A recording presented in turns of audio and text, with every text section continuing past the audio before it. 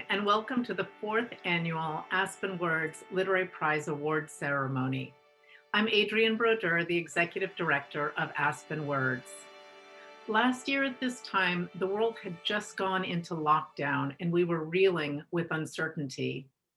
1 year later, and there's so much more to be hopeful about, but we're still reeling.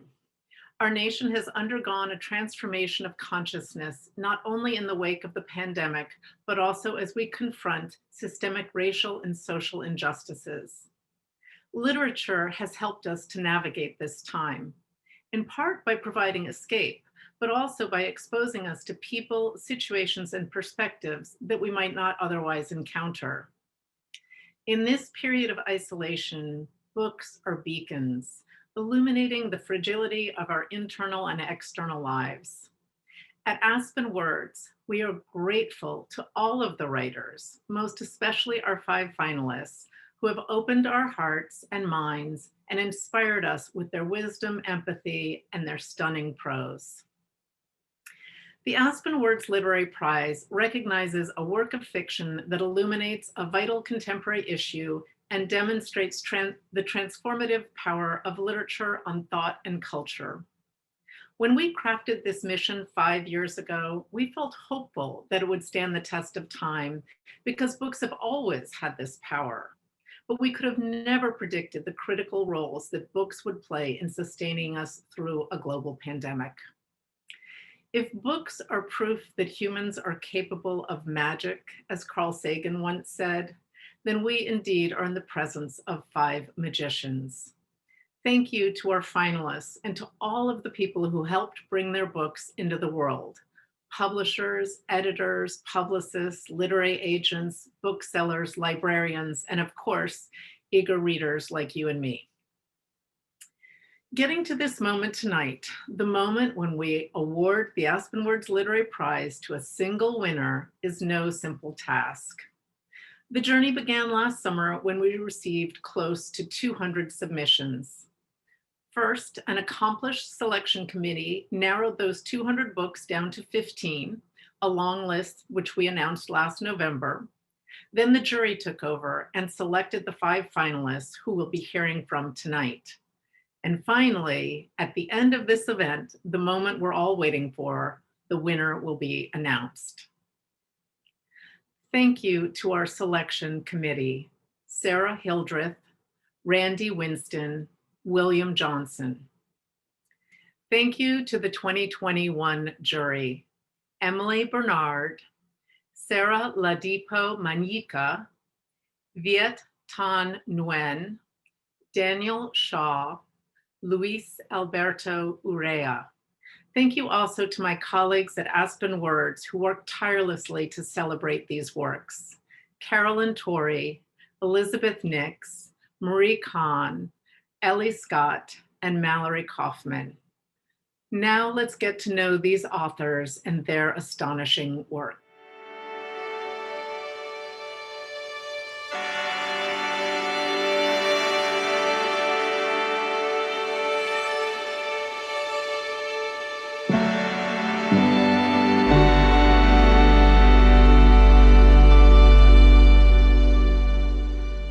This utterly compelling novel of love, passion, and politics is also a story of personal and revolutionary awakening.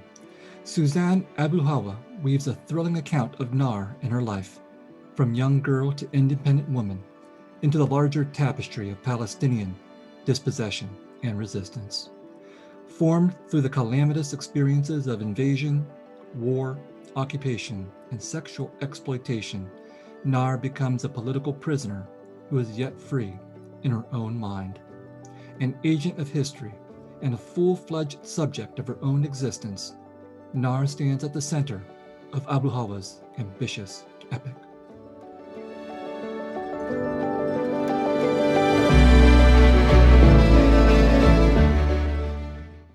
I live in the cube. I write on its glossy gray cinder block walls however I can, with my nails before, with pencils now that the guards bring me some supplies. Light comes through the small glass block window high on the wall, reached only by the many-legged crawling creatures that also reside here. I am fond of the spiders and ants, which have set up separate dominions and managed to avoid each other in our shared 9-square-meter universe.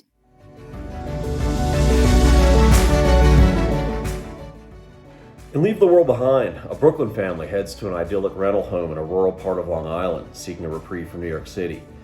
Then a late-night knock at the door from the older couple who own the house brings news of an unfolding global catastrophe. Leave the World Behind is a truly rare piece of work, a completely original, utterly mysterious, gripping page-turner. From cover to cover, Rumaan manages to conjure almost unbearable tension on multiple levels, from the intimate to the existential, and he does it with power, humor, and profound insight into human behavior. The story is precisely of the moment and how it tackles race, class, and the fragility of our planet, yet is absolutely timeless and terrifying. Good luck putting it down, and once you do, good luck getting it out of your head.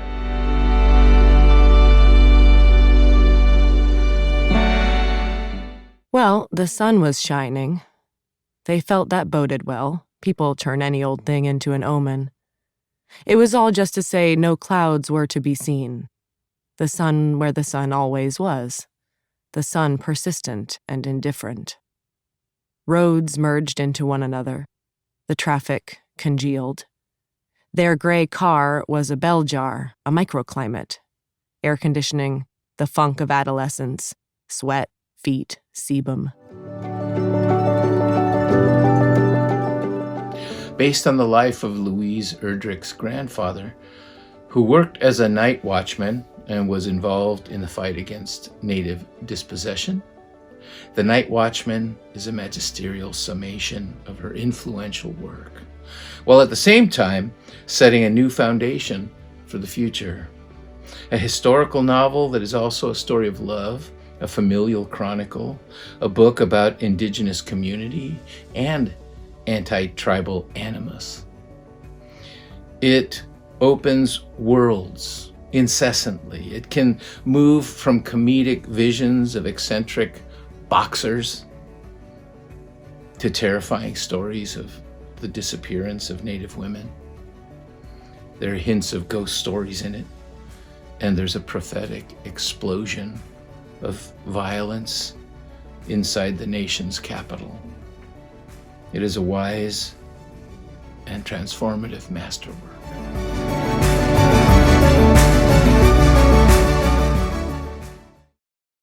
Pixie Pronto dabbed cement onto a jewel blank and fixed it to the block for drilling. She plucked up the prepared jewel and placed it in its tiny slot on the drilling card. She did things perfectly when enraged. Her eyes focused, her thoughts narrowed, breathing slowed. The nickname Pixie had stuck to her since childhood because of her upturned eyes. The Office of Historical Corrections by Danielle Evans. The weight of history, especially that which has been hidden, ignored, or whitewashed, lies at the core of this brilliant collection of stories. From the slow unraveling of a wedding weekend to what emerges in the social media aftermath of a college student's wearing of a Confederate flag bikini, to the titular story built around the ingenious concept of a government agency for correcting historical inaccuracies, these 6 short stories and a novella dig deep around race, class, gender, and family history. The collection unsettles, provokes, and stays with the reader in the way that all great stories do.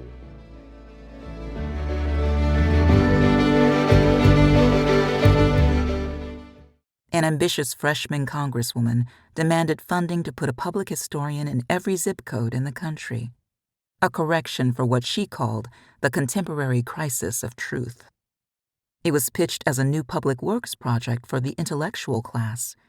So many of us lately busy driving cars and delivering groceries and completing tasks on demand to make ends meet. Government jobs would put all those degrees to work and be comparatively lucrative. The congresswoman envisioned a national network of fact-checkers and historians, a friendly citizen army devoted to making the truth so accessible and appealing it could not be ignored. In If I Had Two Wings, Randall Kenan creates a sensual world that is delicate and durable enough to contain and honor the mysteries of the lives of its vast range of characters, living and dead. These 10 linked, deeply atmospheric stories take readers on a journey through the mundane and the miraculous, in which the boundary between the sacred and profane is never certain.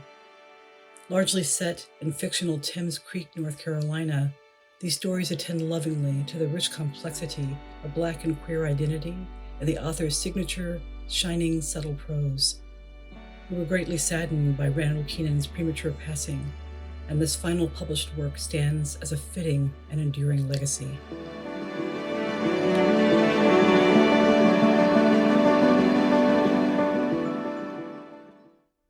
Ed walked away saying, "Afternoon," to the Mexican fellow who, again, did not blink. But Ed was feeling good. Ed was feeling fine. Smack dab in the middle of the rough and tumble of New York City, and no one paid him any more attention than they did to anybody else. And he was feeling safe, and he was watching the people, so many people, stepping fast, on the move.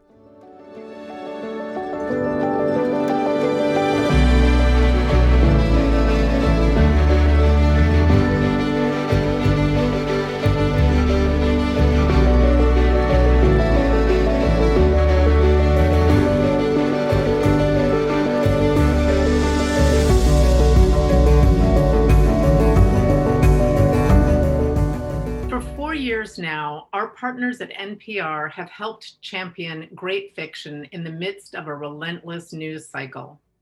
Thank you to Ellen Silva, Petra Mayer, and their entire books team. NPR is also home to incredible journalists like Mary Louise Kelly, who we are honored to have as the moderator of this evening's conversation with the finalists. Mary Louise Kelly is a co-host of NPR's All Things Considered. Previously, she spent a decade as a national security correspondent for NPR News, and her past reporting has tracked the CIA and other spy agencies, terrorism, wars, and rising nuclear powers. She is also the author of 2 novels, Anonymous Sources and The Bullet, and serves as a contributing editor at The Atlantic. Now, for our conversation.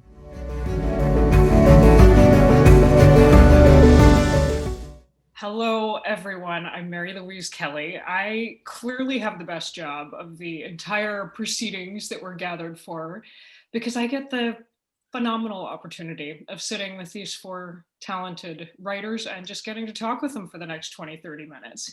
So let me start by welcoming one by one the 4 finalists who are with us for this year's prize: Suzanne Abulhawa, Rumaan Alam, Louise Erdrich, and Danielle Evans. Such delightful company, and welcome to all of you. I also want to acknowledge that you should be 5, that the 5th finalist, Randall Kenan, died last year, but we know he's with us. We miss him. His writing is here. He is very much felt and honored as we all gather here today. So welcome to you all. I want to start by kicking off with this moment, the current moment, because man, are we living through a moment. It is not lost on me the extraordinary challenge that the 4 of you faced trying to write fiction in 2021, 2020, the years that have just come, that we've all just lived through. How on earth you make a plot twist stranger than what we are all living through in real life is quite something. And I'm going to throw this to all of you, but I'm going to kick off with you, Rumaan, because I think you may be clairvoyant. You have a novel that you allegedly wrote before all of this happened, which is about 2 families in lockdown who are holed up together as the world around them descends into catastrophe. So first, Scout's Honor. This was all in your head before. Yeah, it's Scout's Honor. Scout's Honor, I promise. But you clearly were thinking about the dynamic of what that would be like to all of our, what would it be like for life to suddenly become only interior and only within the 4 walls of our home? Yeah. I mean, I think that when I conceived of the book, obviously I was thinking about it metaphorically. I wasn't thinking about it quite as literally, as we've all experienced isolation and the necessity of a retreat from society over the last year. But I also think that in many ways, that's sort of the function of art, right? Like the artist has always been an antenna, and you can look back at work from 5 years ago and find something in it that clarifies something about the reality of the present moment. And so when I talk about this book, I like to point out that there were two other books, at least two that I know, Jenny Offal's novel Weather and Lydia Millett's novel A Children's Bible, both extraordinary books, both really interested in some of the same thing I was doing in Leave the World Behind, which is talking about our relationship to the climate and what that means for the future of humanity. And one of the people on virtual stage with us right now, Louise Erdrich, has also written on this very subject. So I think it's sort of the responsibility, it's the role of the person writing a book to do that, maybe without thinking about it too much. I think the work reflects some reality that will be clarified over time.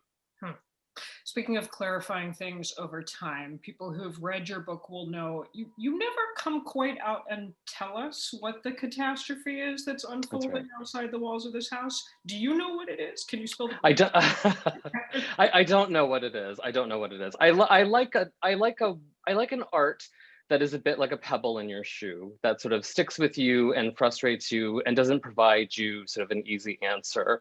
And I think that's important. I think it's important to then look outside of the book at the world around us. To, fiction, one of fiction's great joys is pleasure and escape. But I also think that there's something very important about fiction that sort of clarifies how you think about reality. Mm-hmm. Let me open it up to the rest of you and how the present moment informs your work or doesn't, and whether we're talking about the pandemic or protests or all of the other things that our country has endured together. I don't know if that's the right word, experienced together in these last few years. Who wants to jump in next? Well, I'll jump in. Hi, Louise. Hi. I thought that one part of Rumaan's book that really struck me as prescient was the confusion that we all felt, and that's why I liked that you actually did not address all of the entirety of what happened, because we don't know. And if we think back to the beginning, last late February, and we think back to how little we knew and how we were grappling with every piece of information, we were getting misinformation, the barrage of information versus misinformation, the things we didn't know to do. That struck me as how it was, this sense of unknowing. Well, and I suppose it's more powerful in a way, in that if you don't know what it is, it can be whatever you fear. Right. Whatever you fear could be going wrong in the world is what's informing what's going on inside this house.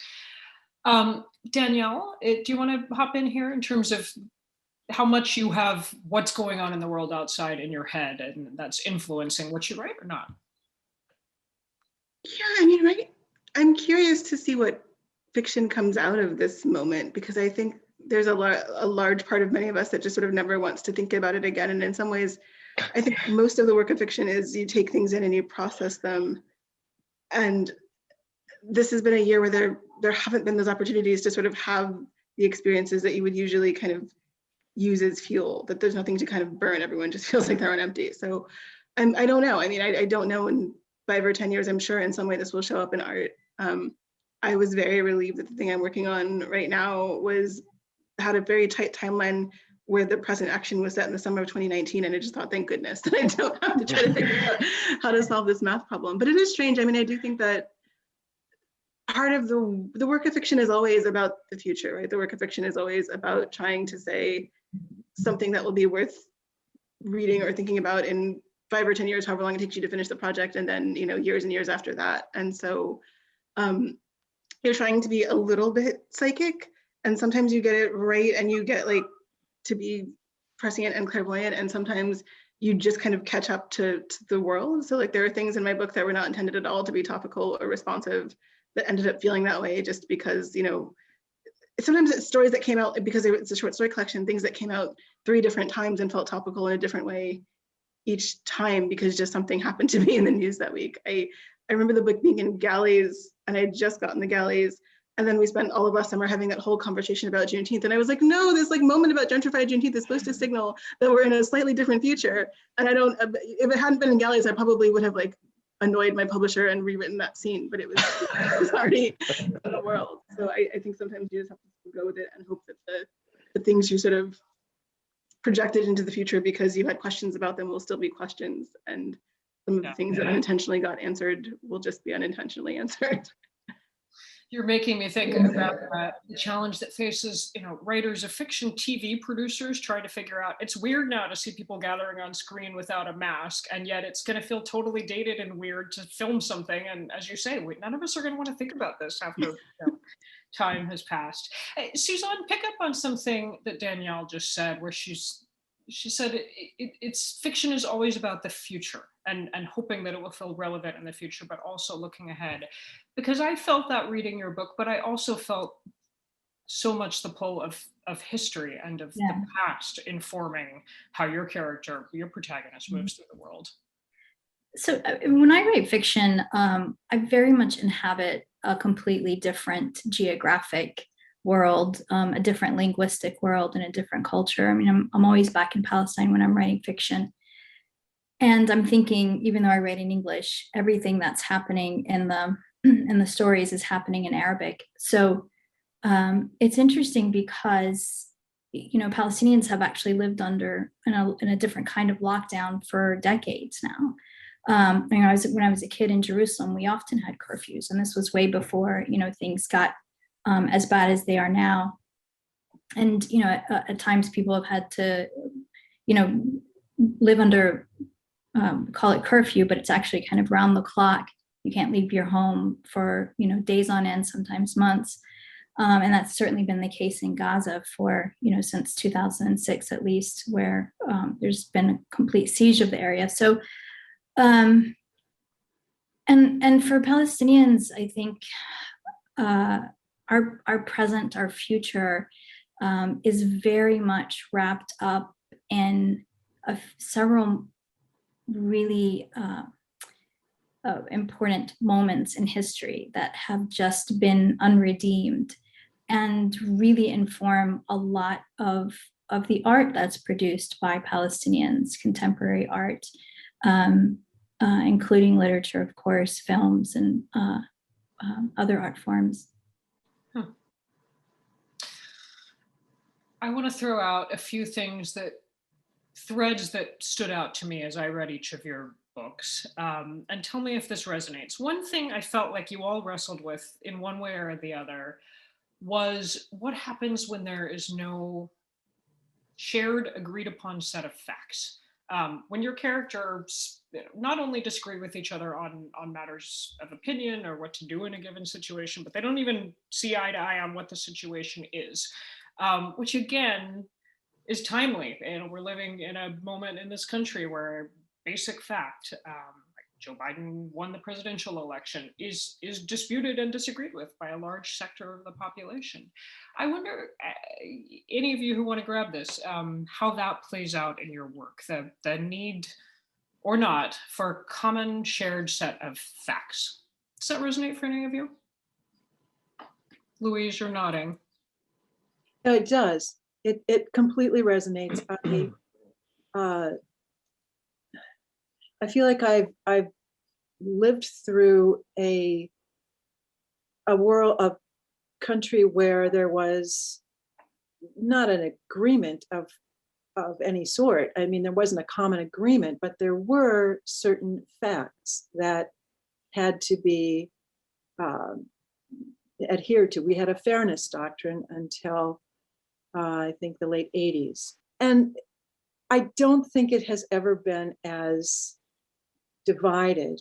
And I really think it's because of the overwhelming need to present anger and conspiracy and a worldview of blame for ratings. I mean, appealing to people's instincts for anger and hatred. Yeah. It makes a lot of money. That's the pure truth of it. And I guess I was curious the reaction of the four of you to this, just because by definition, y'all are writers of fiction. Your job is to make things up. There is no common agreed set of facts. If you don't like a character, you can kill them off. But I have wondered, has that been something that's been in your mind at all as you've been writing in these last several years, where it has felt like the nation has been so divided, as you say, Louise, over a number of things, but whether there is a need, I'm conscious of it as a member of the news media, for a common shared set of facts, and you can have your own opinion about them, but there does feel like there used to be more consensus around fact. And I'm curious how that resonates for writers of fiction. I think we need them. I don't know that I feel that we've ever had them. I mean, I think there's so much erasure in our historical memory. I mean, my parents were born in a country where they couldn't legally vote in a lot of states. My mother's parents' marriage was illegal in a lot of states when she was born. I don't know that this feels to me like the peak of division. The beach that I went to as a kid was segregated when my father was growing up. So I think that, I don't know, I feel cautious around the language of like more divided than ever, because some of it is just the noise of people who wouldn't have been in the room, 20, 30 years ago. I do think that there's something strange about what I keep saying is that I feel like the 21st century is like the gates are opening, but the building's collapsing, right? And so there aren't institutions that are holding up, that are sort of supported in doing the work that needs to be done to, I don't know, have a filter on what constitutes news, right? And so people are getting information from everywhere, and there is something strange happening with media. That strangeness means that there's also people who would have been silenced by gatekeepers who were able to talk. And so I don't know what the other end of this looks like. I mean, it could look like chaos and disaster, but my optimistic version of the other end of this is that not necessarily more consensus, but I don't know, some way in which we've evened out not just who's speaking up, but who's kind of holding the gatekeeping roles. I don't know what that world looks like, but I'd like to see that one and not the one in which we dissolve into chaos. I definitely felt that in Danielle's book, and there was this really wonderful line in there, and now I can't remember, but it was something like, people like the truth until the truth comes out, or something like that. It was in the Office of Historical Corrections. That definitely resonated with me, and I completely agree with Danielle about this idea of this country being more divided than ever is kind of the view of people who haven't been on the receiving end of a lot of this country, of the short end, I should say, of this country's history. Yeah. I was just gonna say, one of the alternative view is to think about a silver lining to what you're talking about, to what Mary Louise Kelly is describing, which is a way of thinking more deeply about what it is, what messages you are given.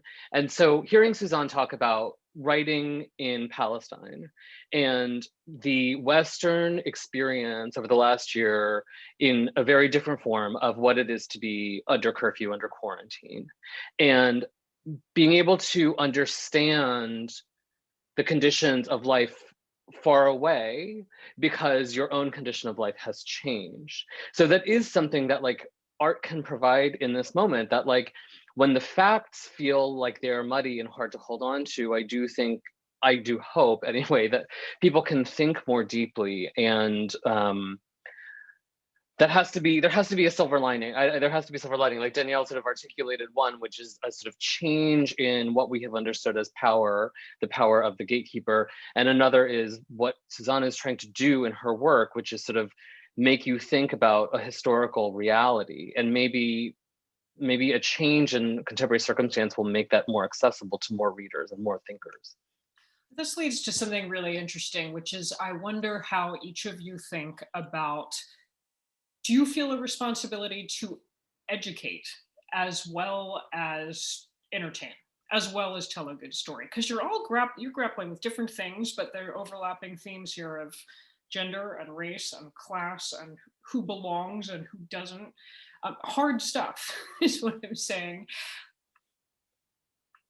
Do you feel a responsibility to enlighten the reader, to bring them into some space that we didn't know? Does that feel like a burden? Does it feel like a privilege? How do you think about that? I do not feel responsible for the reader. The reader is on their own. Yeah, I mean, you're talking to a gay South Asian, a Native woman, a Palestinian woman, and a Black woman. So just the bodies that you see on screen are understood as political. And in some ways, it can be a kind of wonderful liberation to do what Danielle just did, which is completely reject that responsibility.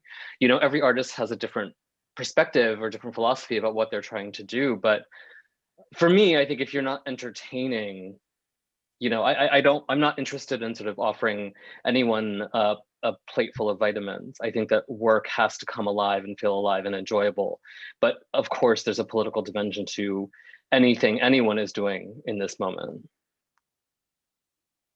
I set up this book in the year I was born in 1954, so 1954, and it's about a government policy called termination, right? How could anything be more off-putting, more boring? And that was, I rather liked setting myself the challenge, and I wanted to do it because I feel that there is just an abyss of knowledge about Indigenous sovereignty in this country. And so I wanted that in there, but as Rumaan said, I did not want to bore people, or Danielle, I don't want to be responsible for a reader, except that I do want the reader to read the story. So my challenge is always to tell a human story.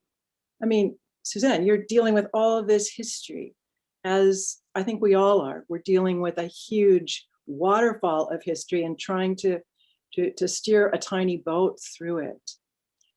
And bring along readers, bring along people who will understand something, some little takeaway, something to take away from it. I mean, for me, in your book, I actually loved the moments among the characters when they were talking about the termination, the new bill, and whatnot. It was lovely. I think, like for me, my loyalty, I have zero loyalty to the reader, although I really do enjoy seeing what readers make of it when it's published, how they interpret it, what they find in it. At time, I mean, it's sometimes readers will notice things and make comparisons that I never thought about. But it's kind of, I feel like readers sort of complete a book's journey in a way. It's not complete until readers interpret it and based on their own backgrounds. But when I'm writing, I kind of have a singular loyalty to the characters. I want to tell their story.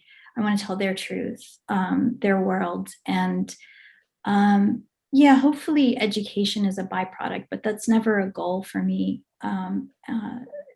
Again, I have zero loyalty to the readers, to my publishers, to anything except the characters. I'm curious, Rod, you agree with that? Or Danielle, you jump in. Oh, no, I was just gonna say, I think sometimes people's lived experiences feel educational to other people just because if a policy doesn't apply to you, you maybe haven't had to think about it. But if you lived through the policy changing your life, or are living through the policy telling you what you can and can't do, then that's just a human experience. It's not a kind of, it's a political experience in the way that we're all having embodied political experiences, but it's not, I don't know. So I think sometimes people think, oh, this is placed in the book so that people know about it, but sometimes it's in the book because it's what the characters are living through. You're getting to the, a question that's hotly debated, as you all will know right now in publishing circles, which is the kind of who has the right to tell a story. Can you authentically write a character, the voice of someone who's a different gender or different race or different whatever from you?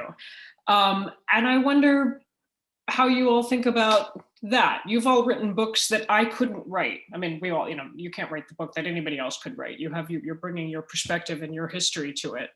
But I wondered how you think about that. On the one hand, you are coming to your fiction and bringing yourself to it. On the other hand, the whole point of fiction in many ways is to transcend and find some common humanity that we can all relate to, and somebody who may be really, really different from us. Rumaan. Yeah, I don't think that you can make rules about what is permissible in art. And I think you can only look at art and be continually surprised by what good artists are able to do. Colson Whitehead wrote The Underground Railroad about a woman, not a man. He's not a woman. It's an act of art. It's an act of imagination. And I think in many ways, this conversation or this sort of focus on identity and the reflection of identity in fiction, which bears reminding everyone fiction is all made up, everything is made up, is a bit of a canard to me. I think it's a bit of a distraction. Readers can tell the difference between an act of good faith and an act of bad faith. And so if any of the people on this call want to write a novel about somebody who's different from them, I think that's what they're called to do artistically. And then the burden is on them to prove their ability to do it. And, as Suzanne said, the reader completes the transaction. So at any moment, a reader can say, I reject this depiction of Blackness or queerness or whatever it is as distinct from my own and therefore wrong, but it doesn't prohibit the artist from trying. I think anybody has the right to do anything they want to do. I think many people cannot write marginalized people well. And I think that maybe relates back to the conversation we were having about shared facts. And that I do think there are people who are legitimately confused by bad news sources. I also think there are people who absolutely know that what they're saying is not true. What they're trying to do is assert the fact that they have the right to control the narrative and they can tell you what your own lived experience is. And it's a power transaction. It's not actually about disagreement. And I think having the power to tell somebody else what their interior life is, or having the power to treat other people's feelings as though there's something they're doing to you, that's just a structural power dynamic, right? That's not, and I think that that's one of the things that people sometimes aren't aware of when they're on the other side of that dynamic, right? When their space in the world is that they're able to command other people to perform for them, or that their presence somehow changes the space so that other people have to be conscious of how they're seen, or have to be conscious of their own safety, or have to be conscious of how they're heard. Like, that's something you're not always aware of if you're the person people are performing for. And so can you write someone's interior life, right? I mean, I think the sort of beautiful thing about fiction, and the thing about fiction that for all of the beautiful ways there are to tell stories feels to me like the thing that belongs to fiction most properly is that you have the simultaneous illumination of the kind of external self and the interior self, right? You have this sort of wonderful complexity in the gap. And that to me is what makes lasting characters. And that's what makes kind of story possible. Because what makes it possible to not know what's going to happen next or what someone's going to do is to know they want more than one thing, or there's sort of more to them beneath the surface of what the rest of the world is seeing. And it's hard to write that if you can't see it. And that's why I think there are some enormously talented writers who say, like, can't write women, for example, because they're not used to thinking about they think about women as like a force that's happening to them, and not like as people who are navigating the world and have to kind of put on a kind of performance or exist at the kind of particular awareness. And so there are certainly people whose lives or whose thoughtfulness or whose experience, whether it's who they're reading, who they're talking to, who's present in their world, means they can absolutely write richly from the interior space of someone who's very different from them. But I think some of the people who think they categorically can do it and should never be told not to are exactly the people who don't have the skill set to actually do it. I think that is so interesting. Just to say, I think that this whole thing about performance that you said, that you mentioned, when people are studying the dominant people in order to perform, I think they have the right to write about those people. So, for instance, I think that's a way of surviving, and that if you're writing about, if you're in a situation where you really have to gauge everything about another person in order to survive that moment, that person pretty well. And so I think what you're saying really resonates for me. I write a lot of men because I study them. I will add as a coda to this part of the conversation that Rumaan, my book club is reading your book. It's our book. We're set to discuss it next week. It's nothing to do with me. It was picked actually while I was out a couple of months ago. But I wrote to my book club yesterday and said, I'm about to interview him, anything you want to ask. And the question that came back was, can you double check that he's really a dude? Because I can't read the book. He gets what motherhood and the female body, he writes that so well that I kept having to go look again at the picture and be like, I don't know, it must be a woman writing this. No way a guy would get this right. So, it's as Louise said, like, a woman in this society has to be kind of a student of a man. A person of color in this society is a very diligent student of whiteness. Every pop cultural artifact from the entirety of my childhood was about whiteness. So you are steeped in this thing, you become an expert in the other. And as Louise is saying, it's fair game because it's about the power dynamic. It's not about proving your bona fides of your own selfhood. It's about understanding, like, this is how society is organized. And I mean, I'm touched when people say that I'm good at writing about women, but again, I feel like it's because I don't know if I am, but like, if I am, it's because it is a good faith exercise. It's not about sort of presenting, like Danielle said it better than I could, but like, sort of presenting the other as the force against which you have, like, the thing that provides friction in your own life. It's trying to understand them. And so just trying to understand people of difference, or people who are different from you, which is not something a lot of people have to do. Last question. This is a lightning round for each of you. I'm going to throw it your way first, Suzanne, but I wonder if you would each weigh in. And it's a really basic, just how do you start? How do you start the next book? Because I think so many of us feel like we have a story we want to tell, we have a book, but I'm guessing even writers operating at your level must have moments of self-doubt where you think, oh my God, do I actually have anything to say that anyone else would remotely find interesting? Fact check that for me. Do you all wrestle with that, even having published and written all the glorious things you've done? And how do you get past it? Suzanne? I'm actually replete with self-doubt. Sometimes several books later, I'm not sure if I can still call myself a writer. But I actually want to touch on your previous question first, because I have very strong feelings about that topic, because I feel like there are ethical considerations. I mean, I agree with Rumaan, there's no hard rules, and there shouldn't be hard rules on art, but there should be ethical considerations of representation, particularly when it comes to people who have been thwarted and who have been muted for so long. So when it comes to Palestinians, for example, in the West, I mean, our stories have who we are. I mean, we have been told by everyone except Palestinians.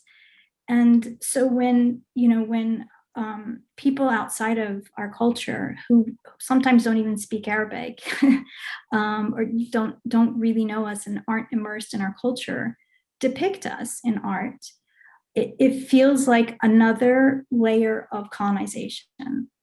Right. So, so I don't think art is a free-for-all. I don't think it should be open for anybody to do anything at any time about other people, especially when you write in the first person.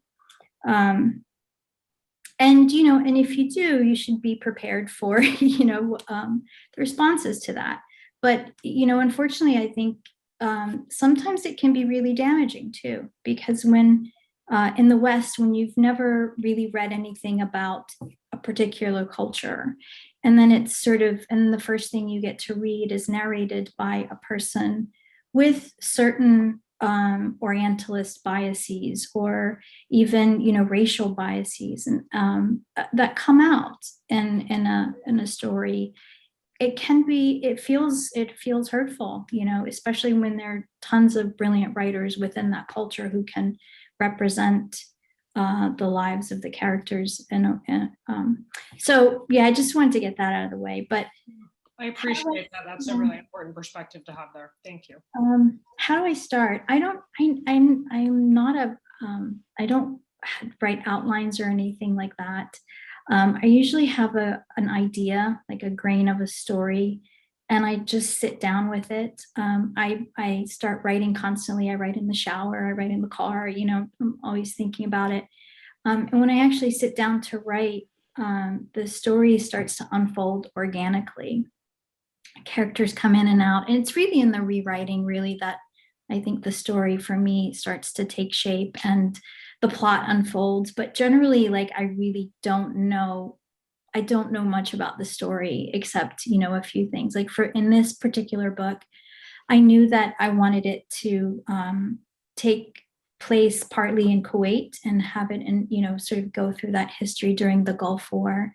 And I knew I wanted her to be a sex worker who would eventually sort of be placed in one of the most exalted positions in an oppressed society, which is that of a freedom fighter. So those were the only things I knew. And then this whole cast of characters just sort of emerged as I started writing. Closing thought from the rest of you on how to get past self-doubt or otherwise. I mean, self-doubt.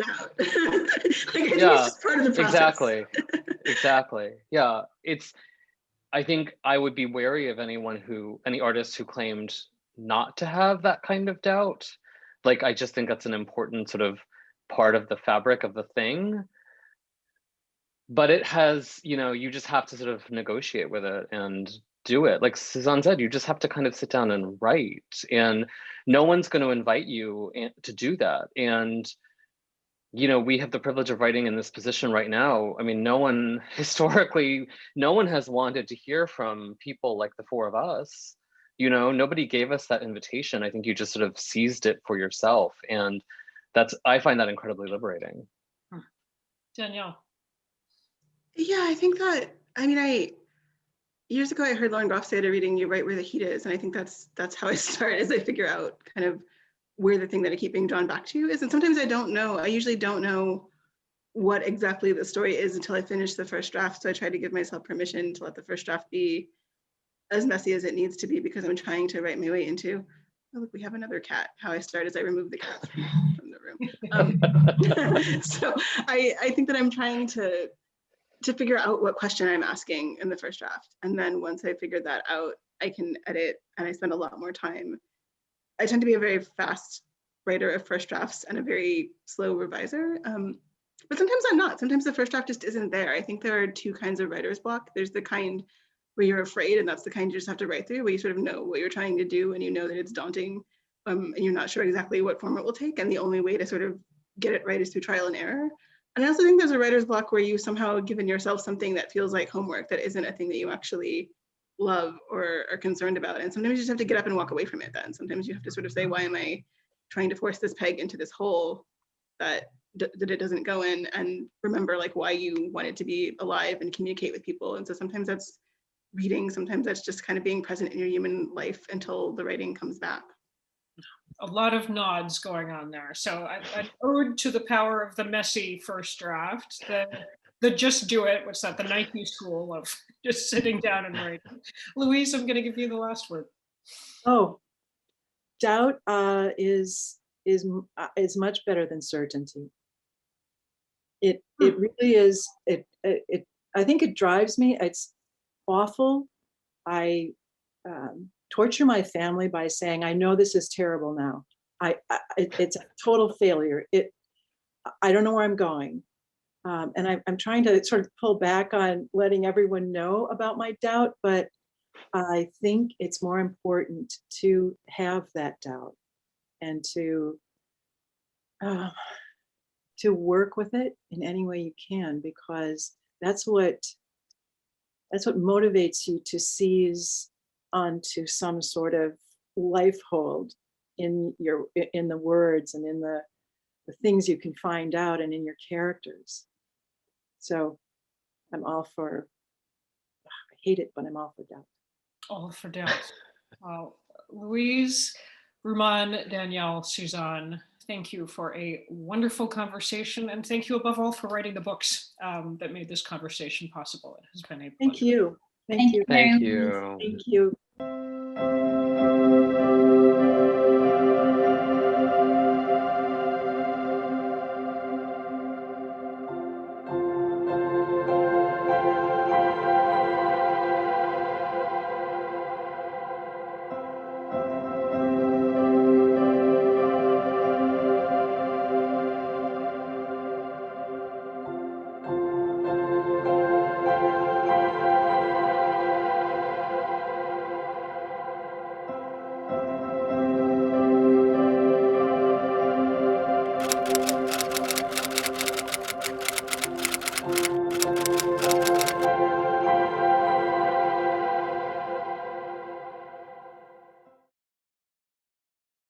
Hi, Louise.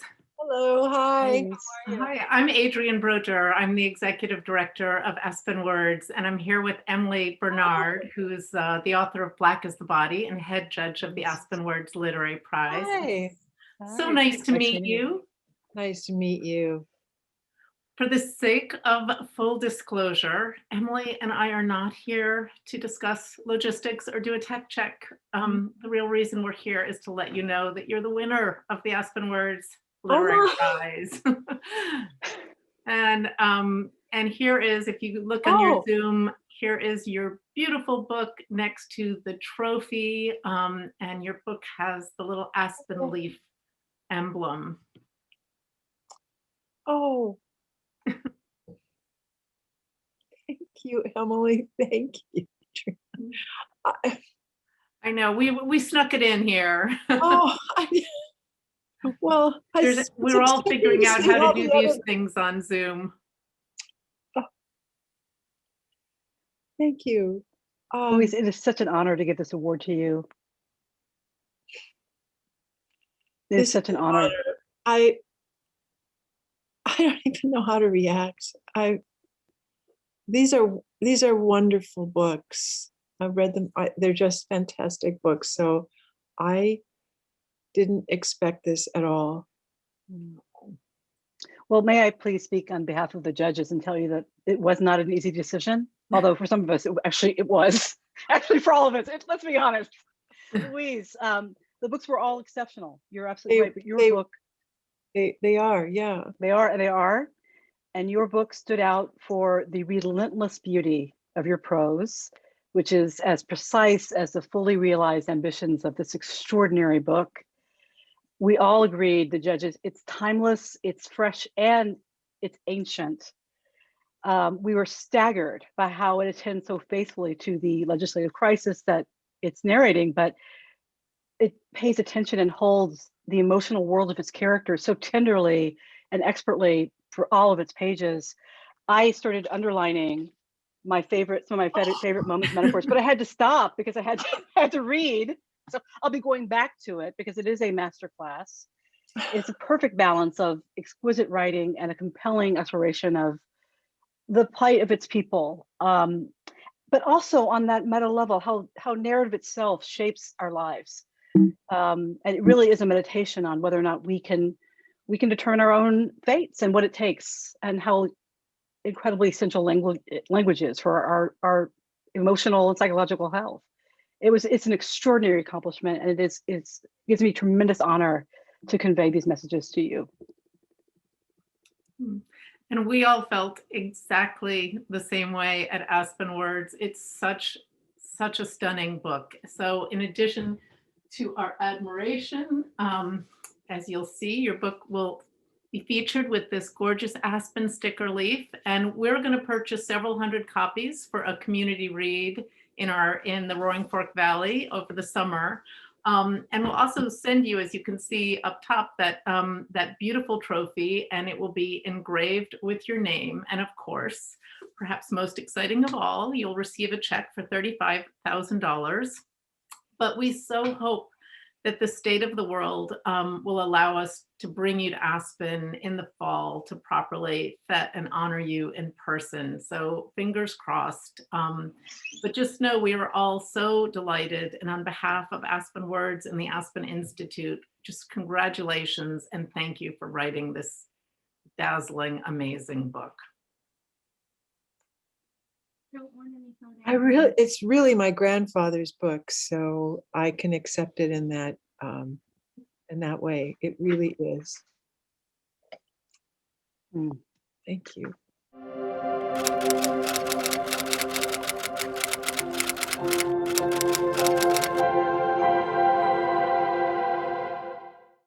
Bonjour, Anin, hello.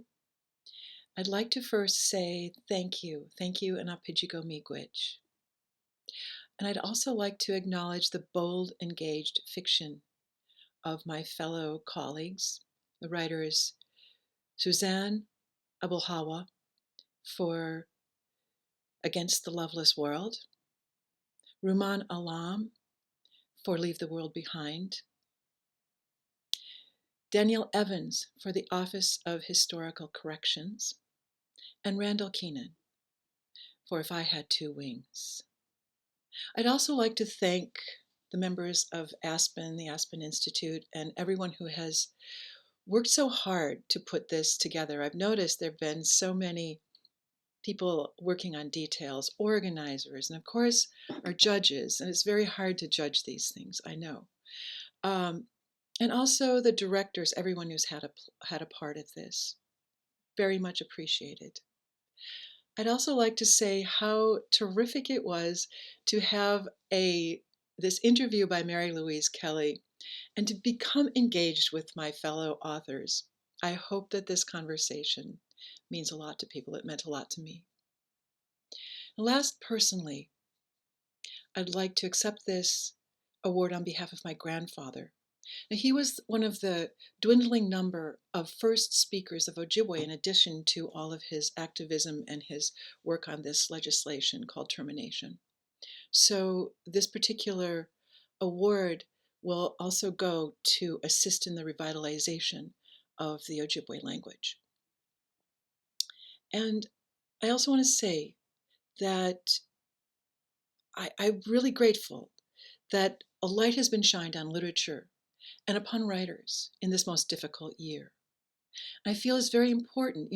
I worry actually that we may forget this year because it's been so difficult. But I think we should not. We should remember everything we can about this year. We should remember the people who did their jobs, the people who kept us alive, and the people who worked so hard to keep the world going for other people. This is a time when many people were able to reflect, absorb, and pay attention to the world in a different way. So I want to acknowledge also those who rose up and who demanded justice and who are still demanding justice and accountability from our institutions and the people who are there to protect us and to serve us. I also want to say in the end that all of this attention, I hope we carry on and that we realize that our place on this beautiful home we call Earth is endangered, and that our attention helps us in the effort to protect our place on Earth. Apijigo Miigwech again, thank you, and I hope you all have a great evening. Louise.